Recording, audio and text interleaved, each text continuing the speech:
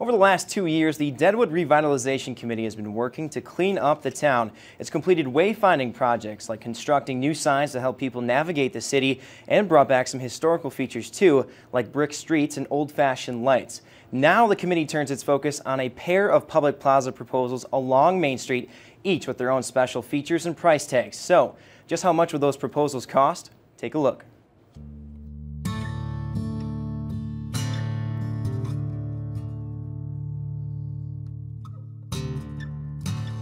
There isn't anything better than being able to go downtown or come into a new town and walk around and sit down and just enjoy the outdoors. Rapid City-based design firm TSP Incorporated created two proposals as part of the city's master plan in 2015. Outlaw Square in the heart of Main Street and Deadwood Commons across from the Franklin Hotel. And we need to Deadwoodize it. We need to make sure that it is a place that meets the historic criteria of the community, the feel, it's compatible with it, and then has the opportunity for programming that will enhance living history. Outlaw Square would be constructed where the current CenturyLink building stands at the corner of Main and Gold Streets. At just over 9,000 square feet, the square could play host to small concerts, historical reenactments, and festivals in all seasons. The plaza would cost an estimated $2.8 million on top of building acquisition and demolition costs.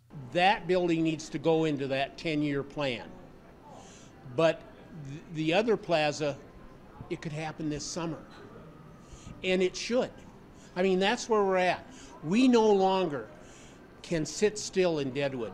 Deadwood Commons is comparable to Rapid City's Main Street Square with proposed water fountains and green space, as well as a skating rink in the winter. It's nearly the same square footage as Main Street Square at the site of the Franklin Motor Inn with an estimated $4.5 million price tag.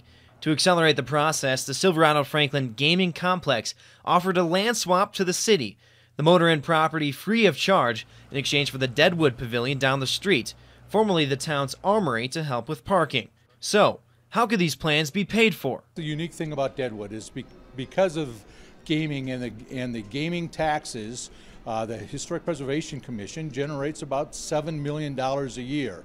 And so that those funds can go for the preservation and restoration of Deadwood. Now, that's just one funding option. We reached out to Mayor Chuck Turbeville for comment on the proposals, how they would fit into Deadwood, and how they could be paid for, but he said he's not yet ready to comment on either proposal. City Commissioner Mark Spears today, though, told me he doesn't think the project should be funded solely by taxpayers and that he'd like to see a public-private partnership. Tomorrow we hear from Main Street Square how the development reshaped downtown Rapid City and what a similar project could mean for Deadwood.